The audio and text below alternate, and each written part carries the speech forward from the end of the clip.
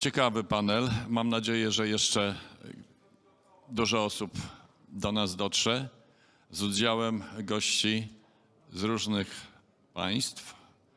Zaraz zobaczymy.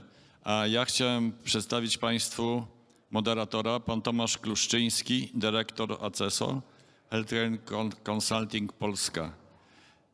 A temat jest bardzo, bardzo ważny. Troska o pacjentów to troska o planetę. Dekarbonizacja ochrony zdrowia w Europie. Bardzo serdecznie prosimy. Dziękuję pięknie za Piękny wprowadzenie. temat i posłuchajmy. Thank you so much. So this panel will be held in English for an obvious reason, as we have a very international panelists. Before we start, I would like to introduce you to our extraordinarily varied group representing pretty much all types of healthcare stakeholders. This is sort of at the core of this panel to make sure that we connect the dots from different angles and different agendas. Starting to my right, Natalia Ciobanu is a director at Thinked and also is a great proponent of both the circular economy as well as all things ESG, environment, society, and governance. And Natalia, we are very happy to have you. You're coming from Romania, so we will also be trying to get some perspective both from your country as well as big perspective across Europe. We're also extremely proud to have José Luis Castro, who is the Special Envoy Director General Special Envoy from WHO, covering respiratory diseases and, by that token, pollution. I'll stop here briefly because that is precisely the intersection of environment and healthcare that we will be exploring today. Sometimes a mystifying boundary for many, but in reality, a causal link between the environment and healthcare. We also have our local expert and local ambassador of ESG and circular economy, Agnieszka Schneck, director of Innovo. Probably doesn't need much introduction. Agnieszka works not only in Poland as an ambassador of green hospitals, but also at European level as an advisor to the European Commission.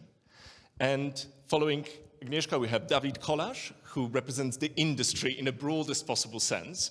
I believe it's probably easier to say that David represents more than industry because he also represents patients who are very much connected with his organization, which is called AIFP. It's an organization of innovative pharma companies. Joining us from Czechia, David Kolarz. Next person we have is Georgi Mesaros. I always get confused, the SZ being the opposite in Polish, but Georgi Mesaros is really going to have a pivotal role for this panel as he represents the patient voice, the patient perspective, again, working very internationally, but also working in Hungary, which is quite a challenging place to be when it comes to healthcare. And finally, Professor Tadeusz Zielonka, again, probably needs no introduction in Poland, but for the benefit of this panel, it is now being streamed internationally. Professor Zielonka is a pulmonologist, is an internist. Professor Zielonka is also probably one of the very few outspoken proponents and ambassadors of ESG in healthcare, something that not many have done so far. So with this brief introduction, we will have our panel divided into two sections. So we'll have two rounds of questions. First, setting the stage, and then in the second part, we will try to explore potential solutions of how environmental, societal, and governance issues can be embedded in healthcare for the betterment of patients. Hence the title, Caring for Patients is Caring for the Planet. And I have stolen also a saying from José Luis Castro, climate action is also health action. And I think that leads me immediately to the first question to José Luis Castro, the Special Envoy of WHO. Of course, WHO is very much invested in climate resilience and resilience of healthcare systems on the environmental stage. And on top of that, you also represent the respiratory diseases. That is a very unique set of diseases with extremely high disease burden globally. But also, these are the diseases that are clearly linked to environment. They're clearly linked to air pollution and tobacco smoking. Would you like to maybe give us a little bit of an insight into WHO's position of that resilience of healthcare systems, how that links to respiratory, and how you, as a special envoy, try to propose solutions to this particular aspect? Sure. Thank you very much, Thomas, and thank you for inviting WHO to be part of this forum. I concluded my newsletter by saying that that climate action is also health action, because the effects of the climate are something that, as our Director General has observed, is happening now. It's not something that will happen in the future, and it's affecting people today. And the group of countries in the Central and Eastern Europe region are affected disproportionately the most year after year by the effects of climate change, especially on respiratory diseases. We are seeing also that these diseases are affecting children, and children, as you know, their lungs haven't been fully developed, so they will have a longer and more lasting damage, to their lungs by the effects of pollution. We're also seeing that the WHO quality, guidelines are clear. The safe limit for particles are 5 micrograms per cubic meters. And many Central and Eastern European cities face levels that are 4 to 5 times higher. Now, and just yesterday, the University of Chicago released the Air Quality Life Index, or AQLI, in which the data shows that air pollution is cutting years of life expectancy around the world. A stark reminder of what's at stake in this region and elsewhere. So if we have a message for policy makers, is one is to cut air pollution at the source. Phase out coal and dirty fuels, clean up transport and industry, and tackle also farm emissions. Align the national air quality standards with WHO guidelines, and also with the EU 2030 limits. I think these are all concrete steps that can be taken to address the issue. In the area of also heat, this region is experiencing, as you mentioned, a significant increase in heat, and having systems that alert the population, especially those who suffer from chronic respiratory diseases that are affected severely, is very important. But I think that when it comes to addressing these issues, there are policy initiatives, there are guidelines that countries can take the initiative to implement and also enforce effectively, so that it expands the benefit to the population. And I would like to finally say that the air quality, when we address air quality, we are addressing not only health, but we are addressing a big equity issue. The air that we breathe is not the same if you happen to live in a richer or better resource part of the world than one that hasn't. And all you have to do sometimes is drive a few miles to notice that difference. Mm-hmm. Thank you so much. That was a very comprehensive answer. And I'm glad you also mentioned equity, because as you say, air pollution is a source of inequity. Those that are at risk, those vulnerable populations that are exposed to air pollution, actually that's a source of inequitable position in health versus health. And the paradox between healthcare contributing almost 5% of carbon emissions, therefore in a way causing the respiratory diseases, and conversely the respiratory diseases then contributing because of the gases, for instance, in inhalers. I'm sure we will explore this issue a little bit further in a second. And also I wanted to mention that beyond the global policies, we will also talk about the local solutions that are either at regulatory level or HTA level, we call it a green HTA. We also will be talking about green procurement, so how does that work in healthcare, green policy, and finally sustainability driven by patients, which we will get to when we speak to Kerry. So thank you so much, José Luis, for this insight. And I would like to also now ask Professor Zielonka, you represent a clinician, and as I said earlier, it's not common still in Central Eastern Europe for clinicians to be concerned about anything more than the clinical outcomes, medical outcomes for the patients. Therefore, the questions of environment, society, governance are not playing a major role either in the decision-making or in guideline creation or in the way that clinicians interact with other stakeholders. I would love you to maybe give us a little bit more of an insight and your position, because you are a very outspoken proponent and ambassador of climate change, air pollution, and how that works for respiratory diseases specifically. Excuse me, I change language to Polish because I would like to propose more information during short time and more precise. Mam bardzo świeże badania, które pochodzą sprzed paru miesięcy, które oceniały świadomość śladu węglowego u studentów medycyny kończących studia w Warszawskim Uniwersytecie Medycznym. Co się okazało? Mamy świetną młodzież. Oni są bardzo proekologiczni. 80% dla nich ekologia to jest niezwykle ważna rzecz. Bardzo dobre wyniki. Proszę Państwa, sprawdziłem wiedzę na temat śladu węglowego leków. Praktycznie zerowa, od 2 do 4%. Czyli oni bardzo by chcieli być ekologiczni, ale oni kończąc studia nie dostali żadnej wiedzy na ten temat. I my mamy wielkie zadanie, ponieważ my startujemy nie z niskiego pułapu, my z zerowego pułapu. Na temat co to jest, na przykład czy DPI, czy PMD jest bardziej groźne dla środowiska, 2% studentów 6. roku zna odpowiedź. Oni w ogóle nie wiedzą o tym, że leki mają ślad węglowy. Nie potrafią rozróżnić. Oni skończyli studia. English Division to samo, nie ma żadnej różnicy. Co ciekawe, polska młodzież miała większą świadomość proekologicznych niż azjatycka, arabska, która była grupą porównawczą. Wcale nie byli bardziej otwarci na ekologię jak polska młodzież, ale wiedza była taka sama. Nie wiedzą nic.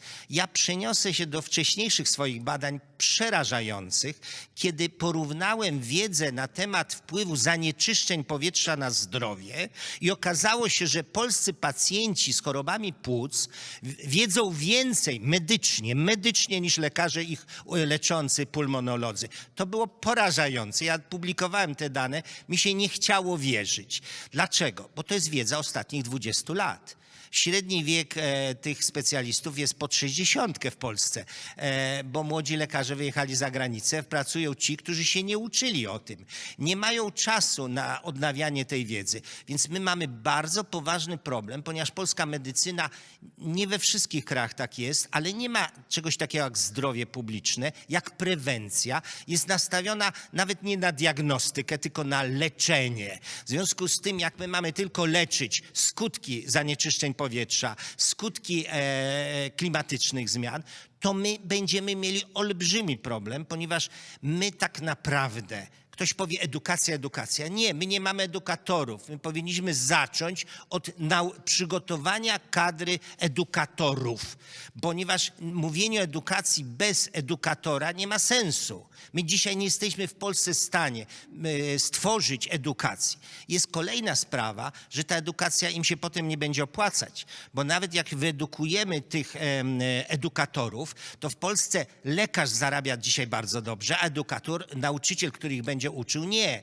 W związku z tym nie opłaca się uczyć, opłaca się leczyć. W związku z tym znów medycyna naprawcza będzie dominować na to, o której mówimy. Czyli my nie będziemy zapobiegać, tylko leczyć, a na tym zarabiać będzie nieliczny personel medyczny, jaki w Polsce jest. Także mamy bardzo poważny problem. Ja nie znajduję łatwych rozwiązań dla środowiska medycznego, ponieważ bez kadry edukatorskiej, której musielibyśmy nie tylko ją wykształcić, ale umotywować, żeby oni chcieli się zająć edukacją. Potem ta edukacja przeniesiona do lekarzy powinna przynieść im efekt. Ona nie przynosi, bo leczenie przynosi, a prewencja nie. Lekarzom się opłaca leczyć, nie opłaca się zapobiegać. To jest też coś, co jest wyzwaniem państwowym, bo to musi władza się z tym uparać. Państwo, że w interesie państwa jest, żebyśmy nie mieli chorób, a nie żebyśmy je leczyli, bo to jest interes służby zdrowia. I służba zdrowia nie jest orędownikiem. Ja jestem tutaj troszkę nietypowym lekarzem, ponieważ ja mówię o zapobieganiu. A ktoś może powiedzieć, no ale my żyjemy z tego, że ludzie chorują, więc po co im zapobiegać? To jest oczywiście wywrócenie problemu do góry nogami, ale chcę uzmysłowić, że my musimy zacząć patrzeć na problem globalnie, bo my musimy patrzeć, co się społeczeństwu, co się państwu opłaca, a nie co jakimś małym grupom, którym się może okazać, że lekarz nie jest zainteresowany zapobieganiem, bo tak naprawdę jest zainteresowany leczeniem, czyli choroby mu nie przeszkadzają, to pacjentom przeszkadzają, płatnikom, którzy muszą zapłacić za to leczenie. Czyli my musimy rozszerzyć spektrum i nie będę w tej chwili mówił, myślę, że w dalszej części jeszcze podsumujemy, co należałoby zrobić. Ja tylko mówiłem punkt widzenia lekarskiego. Startujemy z zerowej wiedzy na temat śladu węglowego w medycynie. Polscy lekarze, polscy decydenci nie wiedzą nic o śladzie węglowym generowanym przez służbę zdrowia. I think that's a tremendous contribution to our discussion. You have really pointed out the most fundamental issue with environmental and climate change, that is the education. And I've picked up from your speech two very important behavioral elements. It doesn't pay to learn, it pays to treat. It doesn't pay to prevent, it pays to treat. And I think this is the complete reversal of what truly sustainable healthcare systems should do. They should focus on prevention, they should focus on education, rather than the end result, the treatment of the patient who is already suffering from an environmentally inspired causes. And I think we have already started very deeply talking about environment, the air pollution, and we have this great contribution from José Luis and Professor Zielonka. But I think we should probably take maybe a touch of a step back, and we have an educator amongst us. So I would like to maybe ask you, Natalia Ciobanu, to maybe illuminate not just how environment as a part of the ESG interacts with healthcare, but how also the other aspect, the societal, the governance aspect, play a role, maybe a little bit more of an illumination of the entire phenomenon of all those dimensions. Can you? Yeah, okay. Sure, thank you. It's a wonderful input that Professor has made on the education. And the bad news is that he's right. The good news is that, or maybe not so good, is that it's not limited only to the healthcare professionals. It is quite a common challenge to understand what the carbon footprint is and how it impacts. And it is a big systemic issue, indeed. And I think we need to be aware of that. But does anybody here dance tango? No, okay. So I've been in sustainability for about 20 years, and about 3 months ago I started learning tango. And the first thing that we learn for a good dancing experience is that the feet and the lower body needs to be well grounded, and the upper body needs to aim towards the sky, no? And all the while, the core needs to always be engaged, to always move, to be able to dance. So I would like to invite us to have also a similar perspective, because I think it's a wonderful metaphor, a similar perspective when we think about, okay, what we need to do, right? So we need to be very well anchored in the reality of where we stand, in the challenges. They are very real. And I must say that many times, very many times, it is quite demotivating as well when we see the amount and the depth of challenges that we face. But at the same time, we need to keep looking at the vision where we want to get, and always engage the core, always keep acting to reach there. Sometimes acting, and the basis of it is education, is continuing to speak about it, and it's a wonderful thing that we are speaking about it here at the Economic Forum. And sometimes it's about going into the very technical details of measuring the carbon footprint of a product, of a medical device, thinking of how we can reduce the footprint of that. And sometimes It's also about looking at our facilities overall, at the carbon footprint or the performance of the hospital, but not just the carbon footprint. So when we talk about ESG, there are two aspects that we need to keep in mind, big aspects, before even looking at what ESG is. The first one is the inside-out perspective. So how does our product, or how does our hospital or our healthcare facility or the ministry even impact the outside world, whether it's about carbon emissions or greenhouse gas emissions or the waste we're producing, or other impacts. How does the way that our staff operates, our doctors, our nurses, our researchers, impact the society? How do they engage with the society? And how does our transparency, when we come to the G now, how does the transparency of our activity impact the overall market dynamics? But also then there is the outside-in perspective. How are we impacted? How is the activity, the current and future activity of my facility, of my healthcare entity, is impacted by what's happening outside? And we talk about, yes, the worst case scenario when my hospital is located in a floodable area, right? And then there is this flood coming in and it's interrupting my activity. It's very immediate, no? But then there is also the broader thing, like the heat waves. Am I equipped enough to be able to deal with the increased patient intake when there are these extreme weather events? The societal, how does the labor law, how does the educational system, the way that it's organized, is impacting the skills of the people that I want to hire? And in terms of governance, how is the legislation impacting my activity? How are the current processes and procedures that are happening in my industry impacting my facility? So this is the first thing. Now, we always need to think in terms of outside in and inside out perspective. And when you look a little bit at the more detail, like what is E, what is S and G, and how do they work together within the entity, within the business or the facility, we can think of it as a patient, really, as a human body. No? The E is lungs, the liver, the kidneys. It's the metabolism, is what my facility, what my company is taking in and metabolizing and letting out, no? Energy, emissions, products we're consuming, waste we're generating. It's about that. The S is about the people. It's like, it's the heart at the end of the day. No, it's the heart that beats, that keeps the body alive and all the other organs fed with the blood, right? Supplied with the blood. So it's really, people are at the heart of any entity, of any business, of any activity. And it's about people, meaning the workforce within the entity, within the company, the hospital. It is about the workforce in the supply chain. It wouldn't help me if the workers, for example, of a key supplier of my supplies that I need to use are exploited in their activity and can cause interruptions, and then, right, I'm not able to conduct my own business. So it is also about the workforce in the supply chain. It is very much about the beneficiaries of my activity, the customers, if I'm a company, a producing company, the patients.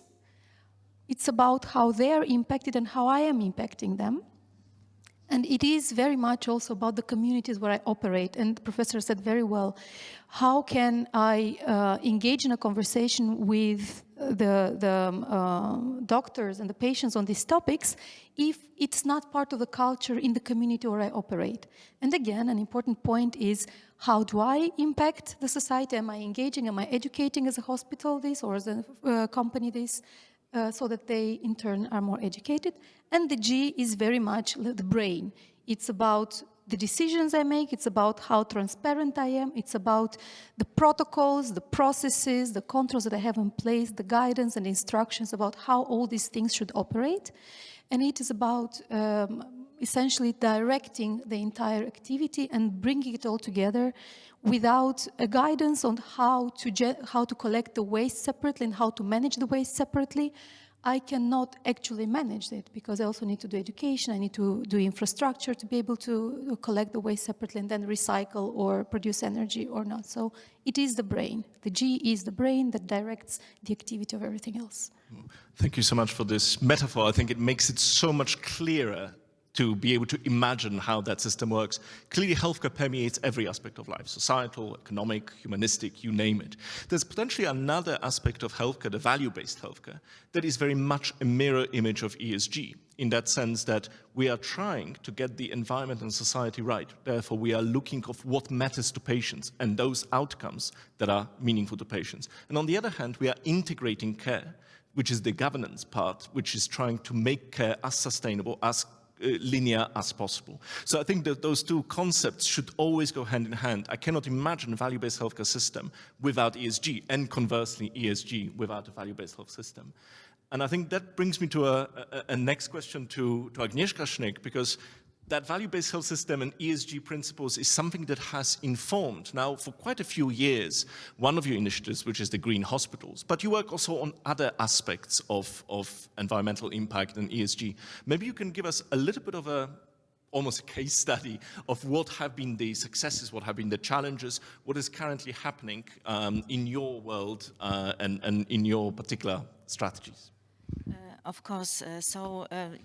I as well have to agree that healthcare sector is kind of difficult regarding the sustainability. There is not much awareness about the topic, although this is like the big dual role of the healthcare sector. Yes, it should keep our health in a good shape and other have a great impact on our health. So that's why it's so important to raise this awareness. And since 2 years, we actually established Green Coalition for Health. This is a Polish initiative platform which try to gather different stakeholders from healthcare sector, but not only, also from, for example, from construction sector, from medical devices sector, to really bring the knowledge, experience change, and really implement the different sustainable solutions in the healthcare sector. And the truth is that the healthcare specialists, doctors, medical doctors, they don't know much about sustainability. Although the hospital directors, they are more aware at the moment, and actually at the moment we have more than 40 hospitals, public hospitals, private hospitals, which are members of our coalition. And also the directors of the hospitals see the benefit, the economic benefit as well, to implement different sustainable solutions in their premises, in the hospitals, especially regarding energy, for example, waste management, etc. So I see the light in the tunnel, let's say. So already, as I said, we try to also educate them, share the knowledge, and bring more stakeholders to the table to really make a change.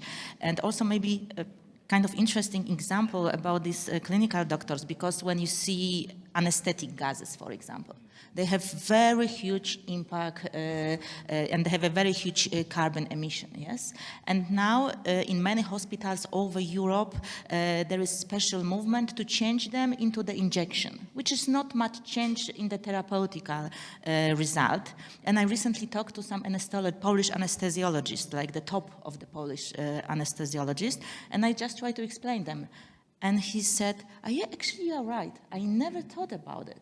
And it's so easy, actually, to make a change in the small area, but it is. And also one more last word, because you said about these educators, that we need like the new, I don't know, position, job as educators. I think we don't, because I see many examples in different hospitals also over Europe that there is voluntary employees of the hospitals. They organize themselves and they work as ambassadors. And for example, in one university clinical hospital in Amsterdam, for example, there is 60 sustainable teams, 60, which really make different projects and raise awareness around, different members of the hospital. So Thank you so much, Agnieszka. I think together with Natalia, you've really painted a picture of how both bottom-up but also top-down initiatives can truly drive the ESG within healthcare for the betterment of the patient, not as something mystifying or abstract.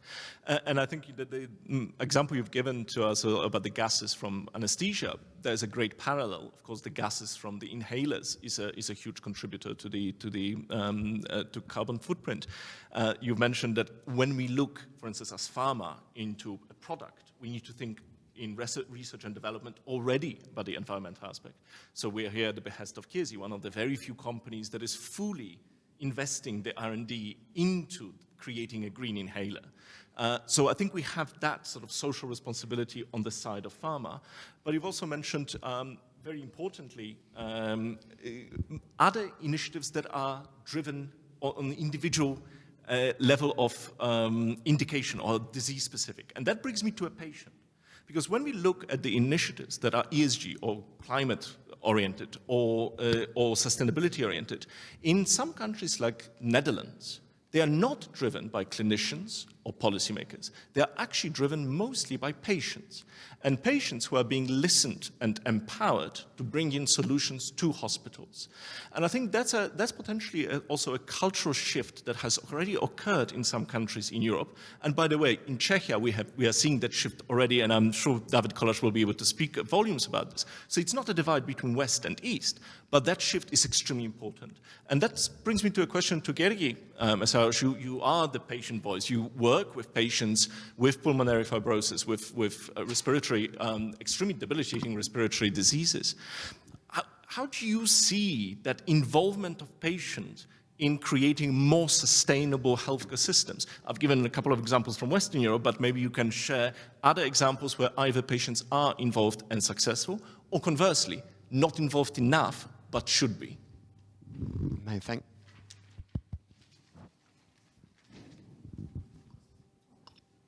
Hello?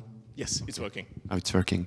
And thanks for having me in this panel and also for this interesting question, Thomas, because I think that there's an unquestionable role of patients on this, and we already experience in many initiatives that once it coming from the patient and not from healthcare professionals or particularly from the industry, it has attracted much more attention from the patient end.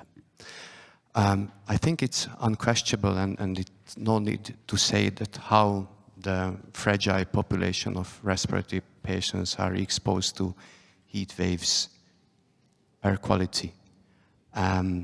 So to address this, however, there are many activities have been already conducted, but still many things ahead of us. ERS, the European Respiratory Society, with the help or assistance with the European Lung Foundation, which is a patient-driven organization, have built various pillars how we can address these problems. There are many ongoing public consultations within the EU regarding medical devices, the pharmaceutical regulations, and there's a possibility also to comment this from patient perspective. The European Lung Health Group, which is a formation of various stakeholders, more than 15 patient organizations, including EU PFF, is part of this, but we also have healthcare professionals as well as some support from the pharmaceutical companies. We usually provide position papers regarding these EU regulations. But if you ask from a very specific point of view from patients, that actually patient associations are really interested in going green. Some of these initiatives actually nicely harmonized with the global need of patients of being cured, of having better access to healthcare. If you are looking for very specific examples, I'm really happy to deliver some. So we learned from COVID that actually it's very easy to reach out our patients virtually. So many activities of the patient associations are going virtually, which is really decreasing the carbon footprint of how patient organizations are operating. On the other hand, there's also other initiatives how we try to decarbonize the healthcare system. For instance, we can also talk about that initiative which is coming from the European Reference Network for Respiratory Diseases. You might know that many rare disease patients are treated in expert centers, which are regional ones very far from their living address. And the ERL Lung initiative is about building up satellite system, which means that there might be huge expert centers in big cities, but not all these rare disease patients should be treated in these centers, but only the very complicated ones. So some regional hospitals might be nominated as satellite centers, so the patient should not travel 8 or 10 hours to visit an expert for a very small or even not invasive tests. And there was a very nice initiative also about this coming from Sweden, is that we try to build on telemedications and telemedicines from patient perspective. So for instance, in Sweden, they have a very useful and smart medical device, spirometry. So the patient should not go directly to the hospital to make this test, but the smart device is communicating with the hospital's system. So from home, the test can be easily made. I'm really happy that I have heard some examples from professor on how the clinical trials can be decarbonized. Patient organizations, luckily, invited from the very first steps of clinical trials, especially from protocol reviews. And as a respiratory patient advocate, we usually see the inhalators. And that gives me a great idea on this, because we usually thinking about this as a medical device by effectiveness. So how the compound will be delivered to the lung. And it's nicely harmonized with the initiative of ERS when we are advocating for propellants which are not harmful to our air quality. But coming back to this medical device, we can easily have an opinion that, for instance, it is, you need to have the medical kit to deliver this medical device with you. And we just having the ergonomy of this medical device. But most recently, we ask why we need an additional charger for this, why we need an additional cable, why it cannot be charged by a simple USB cable. So, it's very step by step, but if you consider how many inhalators you have only in Europe, it might have, a kind of measurable impact on our environment. And last but not least, and I already referred to Professor's very nice contribution, is that despite I've participated in medical protocol reviews, we have never ever given a thought of how this clinical trial will impact our environment. To prepare for this discussion, I just asked Google whether there's any papers on this, and just realized that in 2023 there was a global paper which was actually assessing how the clinical trials can be decarbonized. And some global association asked their members, and the result was shocking. Half of the clinical trial spots have never even given thought of it. Half of them partially considered, but once it comes to action, it was only transferred to go to Zoom meetings except for in-person meetings. So I think that we have a lot of things to do. As I mentioned in the very first part of my talk, patients are the best tool for advocate for going green. We are the best ones who heard by decision makers and policy makers. And as we talk with Jose Luis, we can also bring a little bit sense of humanity as being part of a patient community and not only delivering very dry data which might be landed in the drawer. Many thanks for your attention. Thank you so much. I think you've mentioned something extremely important that we haven't touched upon yet, that the entire life cycle of a medical technology doesn't start at the moment that it's available to patients. It starts years before with clinical trials. So I think that's a hugely important input on how patients and other stakeholders can truly limit it years before it has had any measurable impact. And also you mentioned, of course, how patients are not only contributing to that, but actually in line with what Professor Zielonka already said, patients are becoming the experts. They are the better educated part of the stakeholders. I think that seamlessly will move me to a twofold question to David Kolář. In Czechia, whom I already referenced, there's a double system in that patients truly play a role in shaping policy. There's a patient council that truly shapes a policy, meaning any policy, including ESG, including environmental impact. And also, I know you are one of the very few countries where the industry has decided to come together and talk decarbonization and have an ESG group dedicated. Maybe you could touch upon both the patient role and its unique role in Czechia and how that contributes, and then maybe a little bit of the maybe takeaways from the working group within the industry. Thomas, thank you very much, and thank you for your invitation to this interesting panel. It's totally true. We are, as a Czech Republic, also, I would say, front runners in empowering the patient organizations and really trying to get them engaged in all important processes. We started in 2012 as an association, the Academy for Patient Organizations, because the idea was everybody is discussing about the healthcare topics, but we are missing the patients.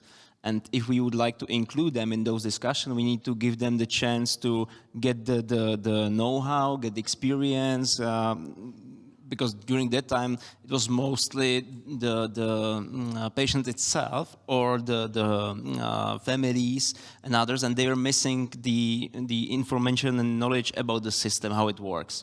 So we established the academy, and after 10 years, I can say that really patients in Czech Republic, they are strong part of all important discussions. They are even deciding about the reimbursement for the rare diseases, which is quite unique still in Europe. And I think we can be really proud of what we achieved together. And also Czech patient organizations are really strong ones, that their voice is really heard, and it's visible that it helped to bring the humanity, as you said, and also the sense, the real experience with the system for the discussions. Yeah. What is important, I think, from the industrial perspective, because I'm representing mainly the innovative industry, I think we are also the front runners, and I heard pretty nice projects from some of the European countries, but I would say the question for us is, industry is totally ready to be the one who is driving ESG and who is actively involved, but the question is if Europe is ready, because I don't see these examples in Czech Republic. Yeah, to be completely honest, if we are speaking about those topics with the government, there is zero interest to discuss it. I think if we can bring the topic as a green procurement or green HTA, they would be like, okay, and what? Yeah? Because it is everything driven mainly by the budgets, by the money itself, about the organization of the care in itself. And these elements are not included, but they are not even discussed yet. And that was the reason why we established the ESG platform. It was in Czech Republic mainly driven by Chiesi, because I still think that Chiesi is one of the unicorns, even amongst the innovative pharma companies, who is really going ahead to that topic. We collected what is currently being done on the level of the innovative companies, because a lot of that is really happening already. Maybe not everybody is aware that it is part of ESG, but let's say the industrial mission and what we are doing, even our business is core S in ESG, because we are bringing the innovative treatment to the patients. So we are part of ESG. And now we collected what is already happening in those companies active in Czech Republic. It's a lot of activities already there, mainly in that S part. And now we are thinking how to promote it and how to start the discussion with the government, because if you would like to really, and coming back to the Europe, if we would like to implement ESG broadly, we need to think about that in a complex way. Because, for example, last European legislations which are touching those areas, like urban wastewater treatment directive or general pharma legislation, even Critical Medicines Act, they are bringing good ideas, but they are thinking only about that particular part they are covering. So if we are really bringing the new obligation for the innovative pharma companies and all pharma companies and the cosmetics companies to pay for the water management treatment, it's fine, okay, but we need to think about what is the impact on the companies, and if they are not pushed to cut another expenses or another investments they are doing, for example, in the ESG part, which is somehow still voluntary in those parts and not obligatory like it is. So I really think that you touch a really nice topic, and that's the education and also complex thinking about those things. And we are not missing it only on the level of the physicians, but also on the level of policymakers nationally, but also in Europe. And that's something we need to change, and we need more people speaking about that. I totally agree that patient organizations are the one who can be delivering these messages. But without that, we cannot change anything. Thank you so much. And thank you for reminding us also about that ESG is a cross-stakeholder partnership. It cannot be just a domain that, say, industry is responsible for. This is not the solution. The solution is really the cohesive, holistic one. And I know we have limited time, so I'm going to slightly flip the order and return to José Luis Castro first. We have heard of so many aspects at the moment. And at a patient level, there are initiatives. I'm going to touch upon all the green elements. So there's a green asthma patient initiative. Further down the line, there's a green HTA initiative. And further down the line in the life cycle, we have a green procurement. Would you perhaps be able to give us a little bit of a summary of how those initiatives at European, but also at local level, with your vast experience, not just of Europe, but globally, can truly contribute? Because they don't seem to be connected at present. But what connects them is the word green only at this stage. Sure. I think if I hear all of our presentations here today, one of the biggest challenges is the lack of information about the impact of the healthcare system on the environment. And I think that beginning, first of all, in sharing that information and also in training physicians and ensuring that governments, for example, or even industry, include those into their procurement system, into their clinical trials, into their different activities, begins that road to a greener pathway to care. But I think it all begins with the information and what the impact is, to know exactly what the appropriate intervention is. There are, of course, initiatives on green procurement, such as in Sweden, net zero in Belgium, and I think also in the UK. I mean, these are all initiatives that have, they're proven initiatives that reduce the carbon footprint. But what is always important in understanding whether the initiative will have a positive impact is to understand what the problem that you're trying to solve is, and to have appropriate data and also an appropriate method of educating the users and the population on how this will be applied and how it will benefit them. Fantastic. Thank you so much. I'm very painfully aware that we only have a few minutes, so I would love each one of you maybe to issue a few recommendations. Starting with Professor Zielonka, you have spoken of educational needs, but if you were put in charge of ESG in Europe or in Poland, where do you see the solutions, either at local or global level? Zacznę od tego, że ta sala jest pusta nie dlatego, że ten problem jest nieważny, tylko dlatego, że ta sala jest pusta, ten problem jest aż tak ważny. To jest dokładnie odwrotnie, ponieważ sesje, które organizuję dla lekarzy na temat wpływu zanieczyszczeń powietrza na zdrowie, pustkami świecą. I dlatego w Polsce mamy tak duży problem. Dlatego, że ta strona jest pusta I możemy o tym mówić i nie będzie długo efektu, póki się nie wypełnią sale, ale przez to będziemy mieli problem.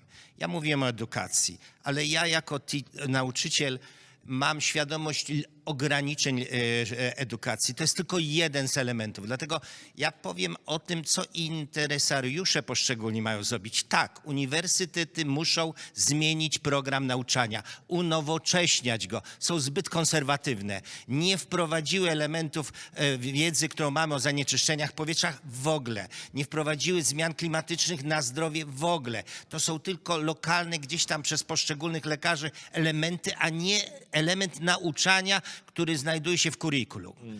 To jest zadanie uniwersytetów. Muszą przygotować kadrę i to jest oczywiste. Ale to jest tylko jeden z elementów. Lekarze muszą się kształcić. Lekarzom się przestaje kształcić, ponieważ jest tak duże zapotrzebowanie na ich pracę, że zanika problem ciągłej edukacji i nie ma systemu nadzoru. A to jest kolejny interesariusz, który ma nadzorować, czy leczenie jest zgodne nie tylko z zasadami sztuki, nie tylko opłacalne, ale czy jest dobre dla środowiska. Ten element również musi w nadzorze zaistnieć.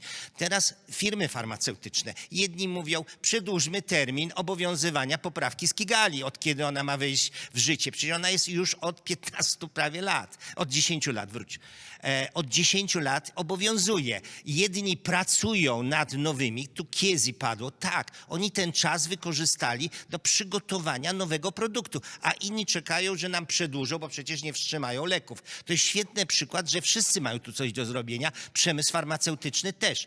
Ja pamiętam, jak rozdzielano szaty, gdy był protokół montrealski w sprawie dziury ozonowej. Mówiono, zabiorą leki ratujące życie.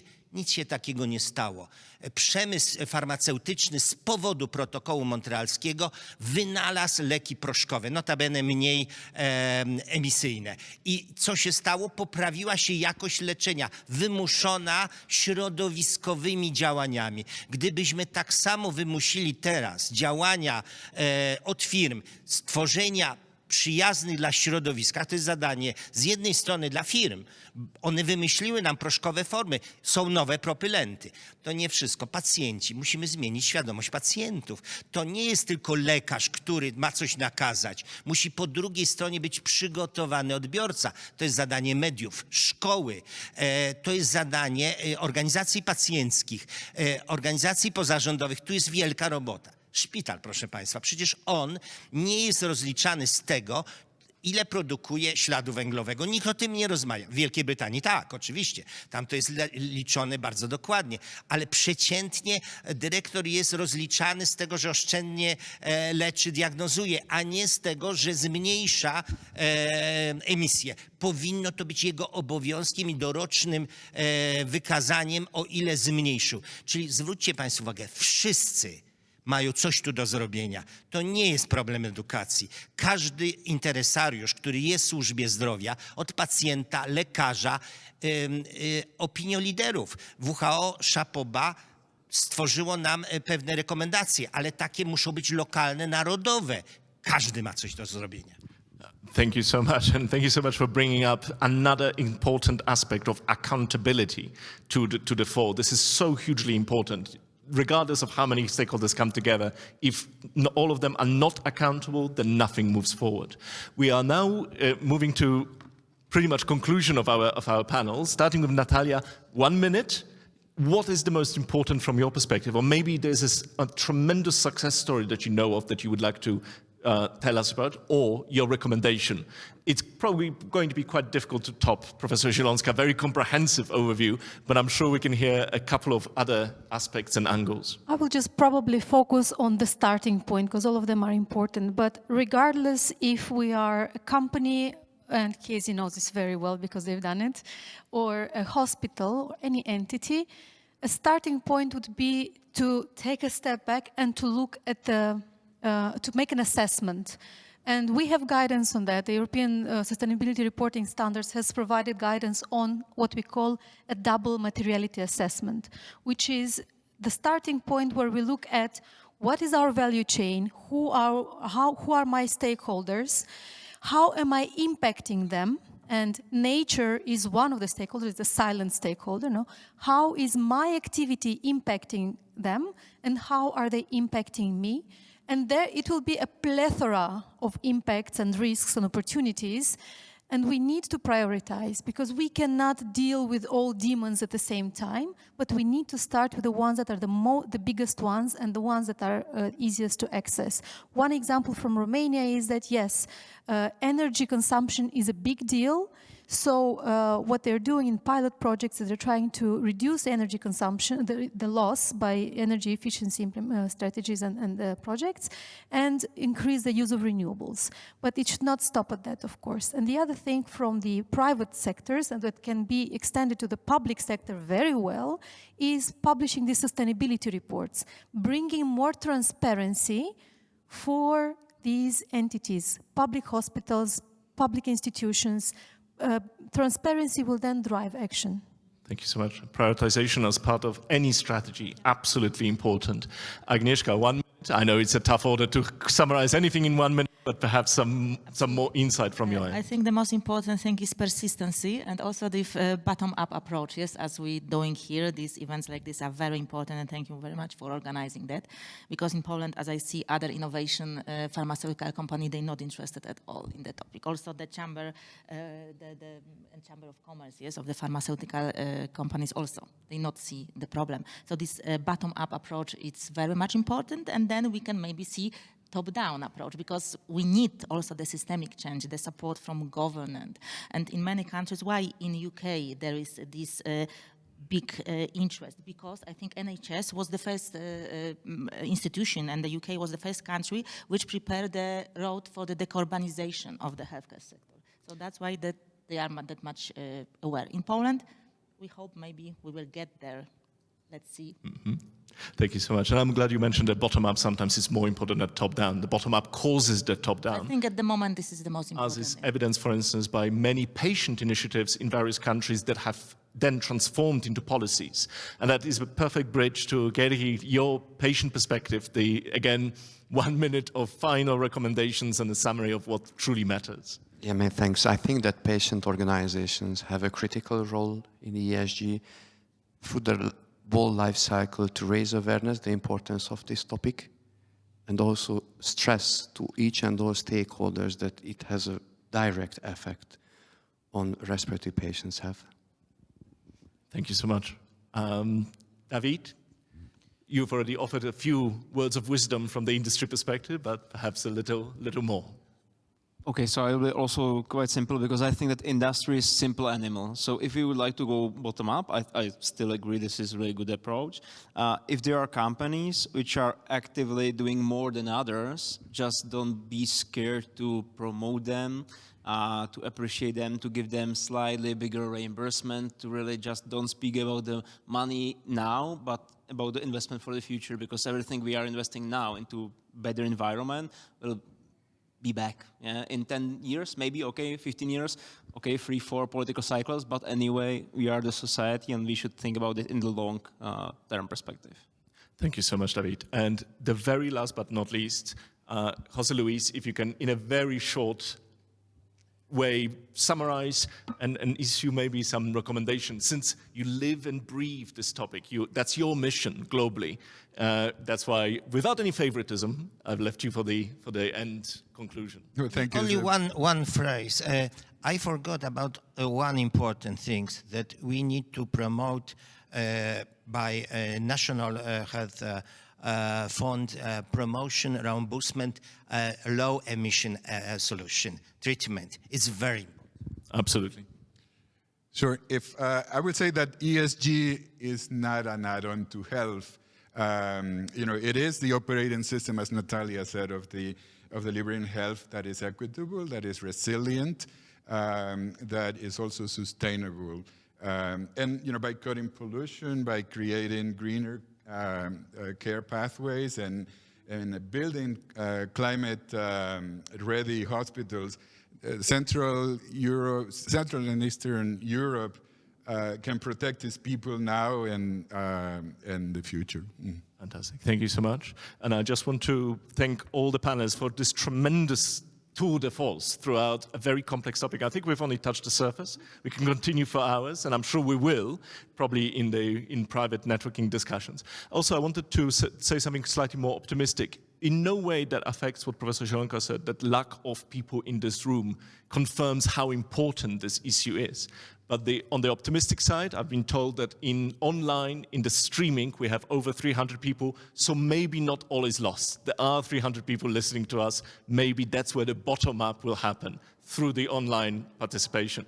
And I want to thank also all the audience. Now, unfortunately, we don't have time for specific questions from the audience, but I'm sure the panelists are here today and are available for individual discussions and individual advice. It's been a pleasure, and thank you so much. We will make the impact together. Thank you very much.